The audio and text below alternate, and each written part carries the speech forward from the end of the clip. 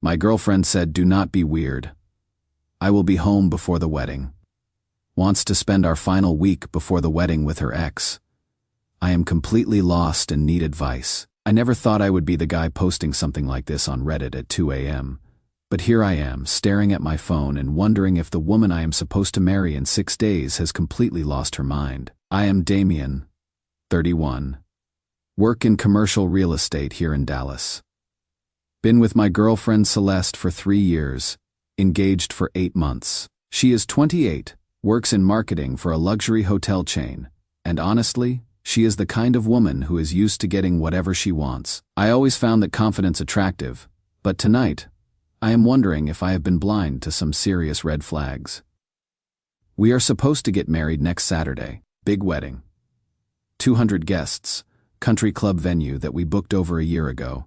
Both our families are traditional, conservative people who take marriage seriously. My parents have known hers for decades through various social circles here in Dallas.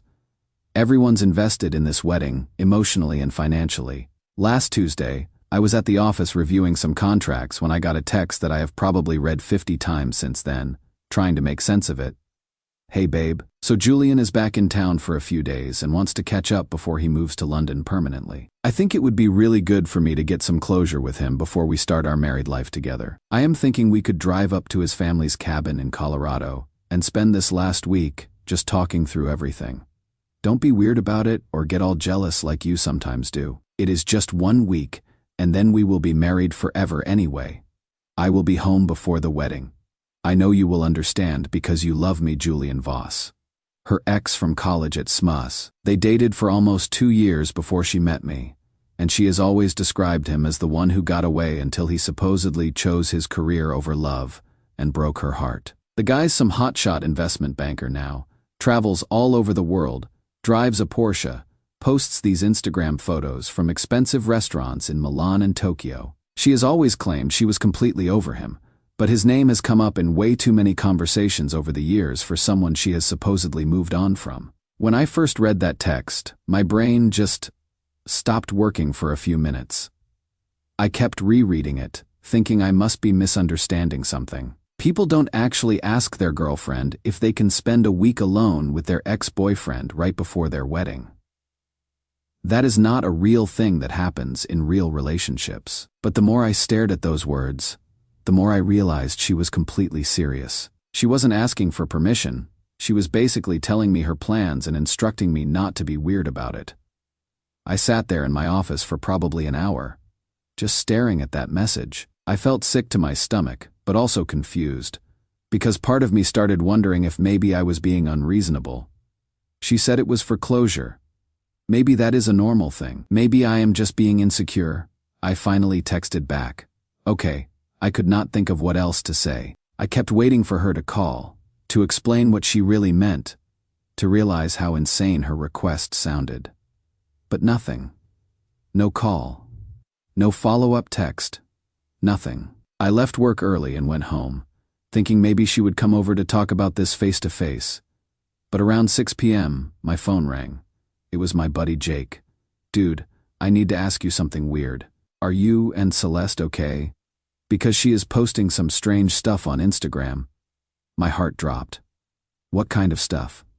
"Well, she is up in Colorado somewhere, with some guy, and they look pretty cozy. I thought maybe you guys broke up and you just had not told anyone yet." I immediately opened Instagram and went to her profile. Nothing. No new stories showing up for me at all. "I am not seeing anything on her page," I told Jake. "That is weird. Hold on. Let me screenshot what I am seeing and send it to you." While I waited, my hands started shaking. Why would I not be able to see her stories if other people could?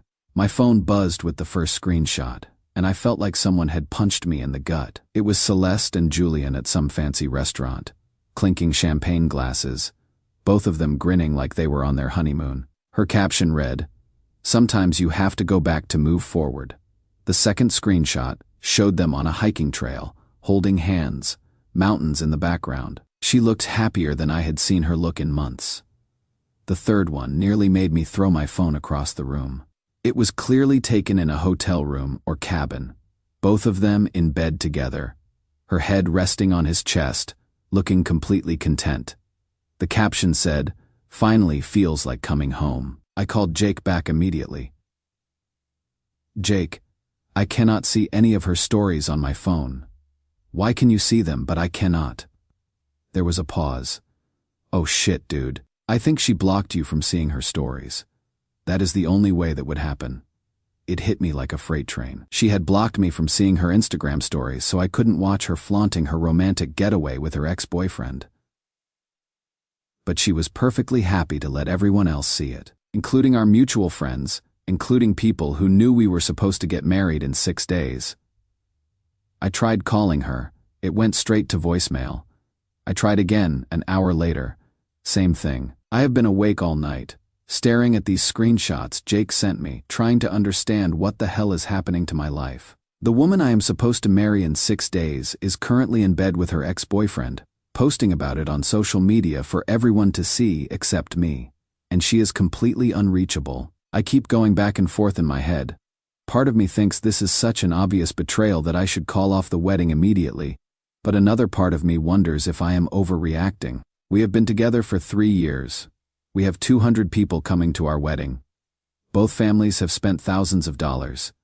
Is this really worth blowing up our entire life over? Maybe she is right, and I am being weird about it.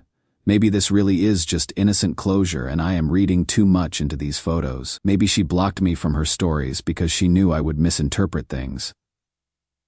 Not because she is doing anything wrong.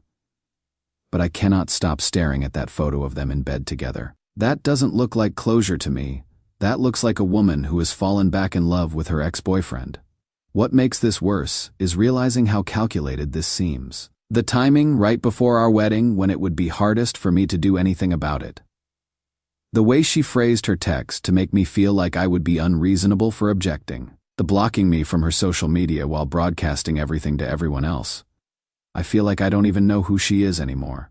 I tried to sleep, but every time I close my eyes, I see that image of her looking more comfortable and happy with Julian than she has looked with me in months. And I keep hearing her voice saying, "Don't be weird about it," like wanting your fiancée to not sleep with her ex before your wedding is some kind of unreasonable request. I don't know what to do. I don't know if I should drive up to Colorado and confront them.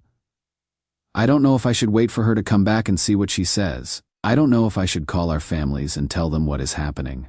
I don't even know what I am supposed to feel right now. All I know is that I cannot think straight. I cannot sleep. And I need to figure out what to do before she comes back and acts like nothing happened. Has anyone been in a situation like this? What would you do? Am I being crazy for feeling betrayed, or am I not being crazy enough? Any advice would really help because I am completely out of my depth here. Edit. It is now almost 4 a.m. and I have been reading every single comment. Thank you to everyone who has taken the time to respond. It is helping me feel less insane. Edit 2. For people asking, no, we don't have any kind of open relationship arrangement. No, she never mentioned Julian wanting to reconnect until yesterday. And yes, I am certain these photos are from this current trip because they have timestamps from after she texted me. Update 1. I cannot believe I am back here updating this. But so much has happened in the last 48 hours that I needed to share what went down. First, thank you to everyone who commented on my original post. I spent most of that night reading every single response, and by morning it was crystal clear what I needed to do. The overwhelming consensus was right. Someone who would do this a week before their wedding isn't someone I should marry. Yesterday morning, I started making phone calls. I called our wedding planner first and told her we needed to cancel everything immediately. She was shocked and kept asking if I was sure about such a drastic decision so close to the date. I told her I had never been more certain of anything in my life. Then I called the venue, the caterer, the florist, the band, the photographer. Canceled everything. The financial hit was brutal. We lost about $30,000 in non-refundable deposits. But after staring at those photos all night, that seemed like a bargain compared to what I was avoiding. The hardest call was to my dad. I told him what had happened and that I needed him to arrange a meeting with the Wards for that evening. "What exactly did she say to you?" he asked. After I explained the situation, I read him Celeste's text word for word. There was this long silence, Then, son, I will make the calls. We will handle this properly. By 7 p.m. yesterday, both sets of parents were sitting in my parents' living room. The atmosphere was tense as hell. I could tell the Wards were hoping this was all some kind of misunderstanding that could be cleared up with a conversation. I showed them Celeste's original text first. Mrs. Ward read it twice, her face getting paler each time. Surely she didn't mean, she started to say. Then I showed them the screenshots Jake had sent me. The silence in that room was deafening. Mr. Ward's face went from confused to disgusted to furious in about 10 seconds. Mrs. Ward just stared at the photos like she couldn't process what she was seeing. She blocked you from seeing these? My mom asked quietly. Yes, she made sure I couldn't see what she was posting while making sure everyone else could. That is when Mr. Ward exploded. What the hell is wrong with her? How could she embarrass our family like this? How could she embarrass your family like this? Mrs. Ward was crying. There has to be some explanation. Maybe the photos aren't what they look like. Maybe she is in bed with another man a week before her wedding and posting about it online, Mr. Ward said harshly. What explanation could there possibly be? I felt bad for them. These are good people who raised what they thought was a good daughter. And now they were finding out that she was capable of something that went against everything they would taught her. We need to call her right now, Mrs. Ward said, reaching for her phone. She needs to explain herself. She dialed Celeste's number. We all watched as her expression changed from determined to confused. It is not even ringing, she said. It is going straight to some automated message that says the number is temporarily unavailable. Mr. Ward tried calling from his phone. Same result. She has turned off her phone, he said quietly, or blocked our numbers entirely. We sat there absorbing that for a moment. She had cut off communication with her own parents. Then my mom spoke up. She just posted a new photo 20 minutes ago. A check-in at some resort in Aspen. She is still active on social media. She is just not taking calls from her family. That is when it really hit everyone. This wasn't some impulsive mistake or emotional breakdown. Celeste had planned this whole thing. She had blocked me from her social media so I wouldn't have real-time evidence of what she was doing. She had cut off communication with her parents, so they couldn't talk sense into her. But she was still posting publicly because she wanted people to see her romantic reunion with Julian. She wanted to have her cake and eat it too. She wanted to spend a week playing house with her ex while keeping me on standby in case it didn't work out. Mr. Ward was pacing around the room. I cannot believe this is my daughter. We raised her better than this. We taught her about commitment, about respect, about honor. Maybe we didn't teach her as well as we thought, Mrs. Ward said through her tears. The conversation went on for another hour. The Wards kept apologizing to my family, saying they were mortified and humiliated. My parents were gracious but firm. They supported my decision completely. Before they left, Mrs. Ward grabbed my hands and looked me in the eyes. Damien, I am so sorry. You deserved better than this. You deserved better than her. That hit me harder than anything else that had happened. Her own mother was telling me I deserved better than her daughter.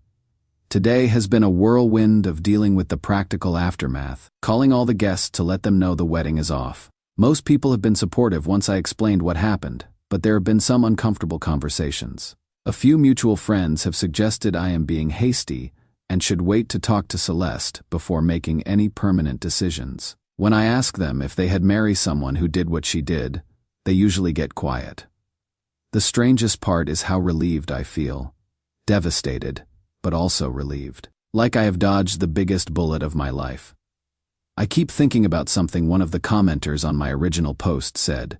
She is showing you exactly who she is. Believe her. She showed me that she is someone who thinks spending a week with her ex-boyfriend before her wedding is acceptable behavior. She showed me that she is someone who will manipulate situations to get what she wants while avoiding consequences. She showed me that she is someone who will cut off her own family when they might interfere with her plans. I am heartbroken. But I am also grateful this happened now instead of after we were married. The wedding was supposed to be this Saturday. Instead, I will be helping my parents return gifts and figuring out how to rebuild my life. Still no word from Celeste. She is still posting photos from her romantic getaway. still ignoring her family's attempts to contact her. Part of me wonders what she thinks is going to happen when she comes back. Does she really believe I will just pretend this never happened? I guess I will find out soon enough. Edit. Someone asked if I am worried I made the wrong decision. Honestly, no. A woman who sees nothing wrong with what she did isn't someone I want to spend my life with. Edit 2. To the people saying I should have tried to fight for her. You cannot fight for someone who has already chosen someone else. Update 2. The last few days have been absolutely insane. And I needed to update because several people have been messaging me asking what happened when Celeste finally came back. She returned yesterday afternoon, and based on her social media activity right up until she walked through her parents' door, she had had the time of her life. Her final Instagram story was a photo of her and Julian having breakfast at some fancy resort restaurant, captioned, "All good things must come to an end." Or do they? Here is what I learned happened when she got home. Her parents had been trying to reach her for 3 straight days. Every call went to voicemail. Every text was ignored. They were going out of their minds with worry and rage. But there was nothing they could do except watch their daughter flaunt her affair on social media. When she finally walked through their front door around 4 p.m. yesterday, she was glowing, tanned, relaxed, and apparently expecting to pick up where she left off with wedding preparations. Her mother told me she bounced in like nothing had happened and said, "Hey, I am back. How are the final wedding preparations going? I hope you didn't stress too much while I was getting my head clear." Mrs. Ward just stared at her. "Celeste, sit down. We need to talk." "About what? Is everything okay with the venue?" That is when Mr. Ward spoke up. "There is not going to be a wedding." Celeste laughed. Actually laughed. "Very funny, Dad. I know you are mad that I didn't answer my phone, but I needed some space to think. Now I am ready to be the best wife Damien could ask for." "Damien canceled the wedding," Mrs. Ward said. "He canceled everything. The venue, the catering, the flowers, everything." According to Mrs. Ward, Celeste's face went through about 5 different expressions in 10 seconds. Confusion, disbelief, anger. Then back to disbelief.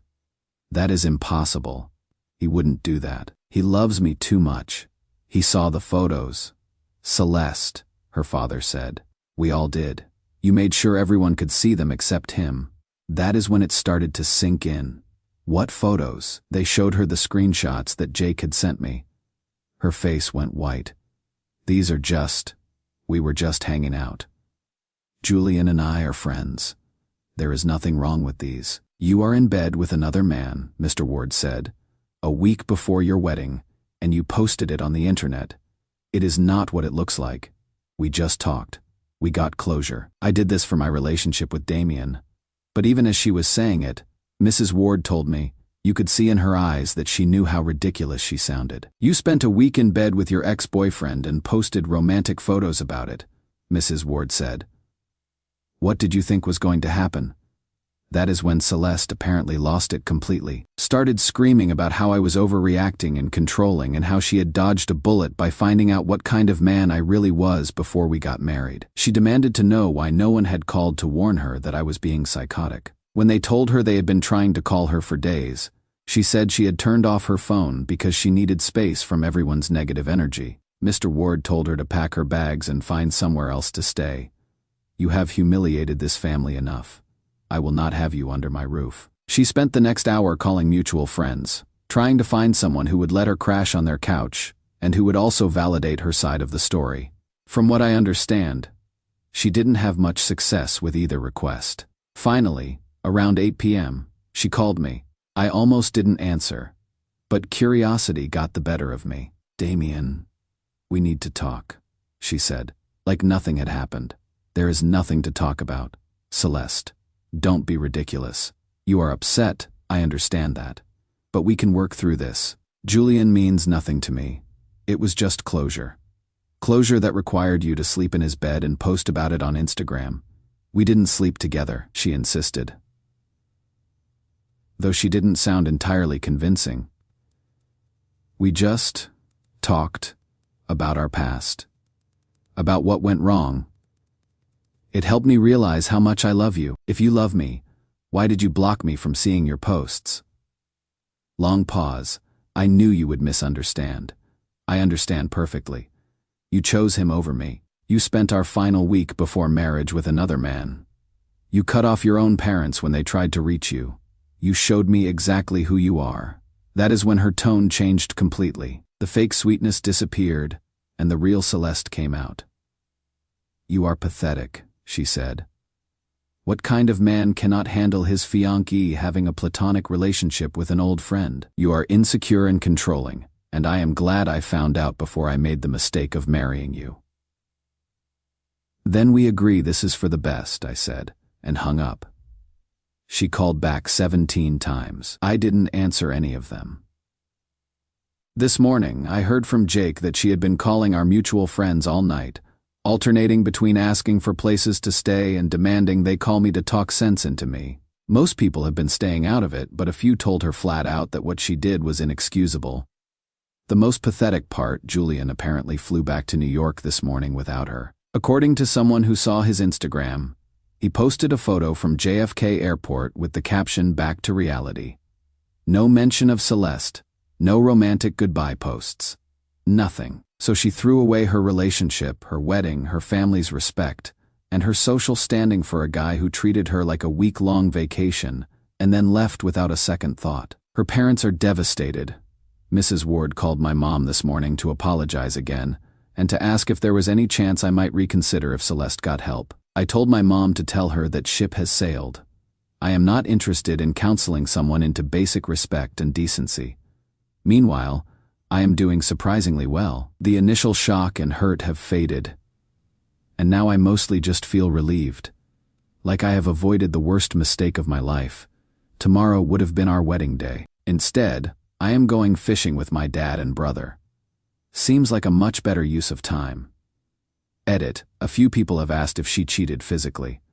I honestly don't care at this point. The emotional betrayal was more than enough. Edit 2.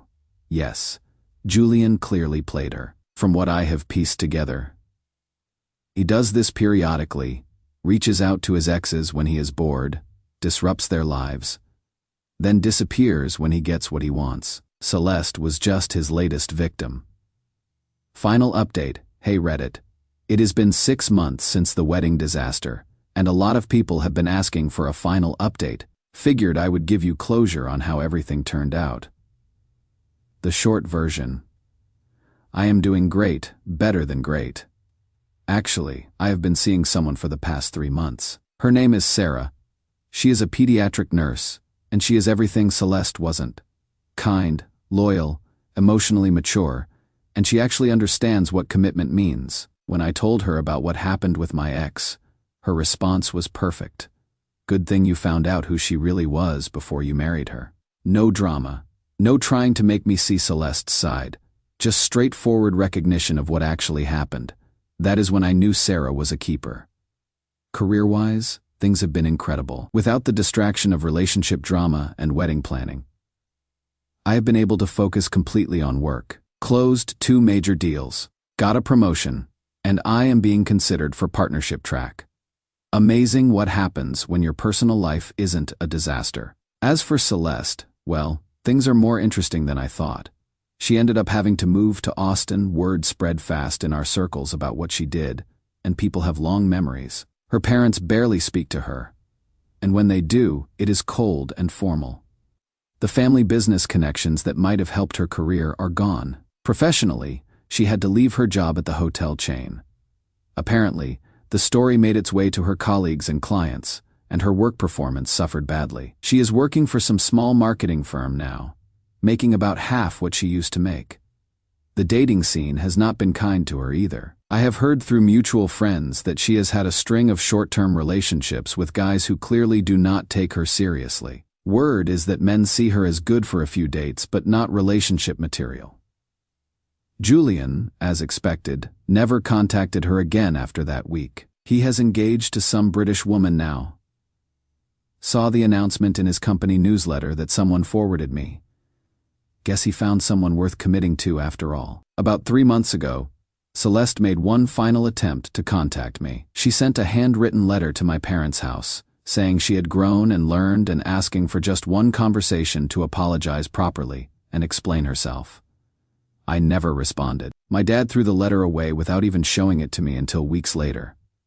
Last month, Sarah and I ran into one of Celeste's old friends at a restaurant. She came over to say hello and mentioned that Celeste had been asking about me, wondering if I was happy. Sarah spoke up before I could. He is very happy. We both are. The friend looked at Sarah, then at me, and just nodded. Good for you both. That whole situation was crazy. That pretty much sums it up. I chose self-respect over settling for someone who didn't value what I was offering. I chose my own dignity over trying to fix someone who saw my love as something to be taken for granted. Life's too short to spend it with people who see your commitment as optional. Edit. For those wondering what happened to Julian, he is doing fine. Obviously, men like him always land on their feet because they don't actually invest anything real in these situations. Celeste was just entertainment for him. Edit 2. Someone asked if I ever feel sorry for her. Not really. She made a series of calculated choices, and now she is living with the results. That is not something that happened to her. That is something she did to herself.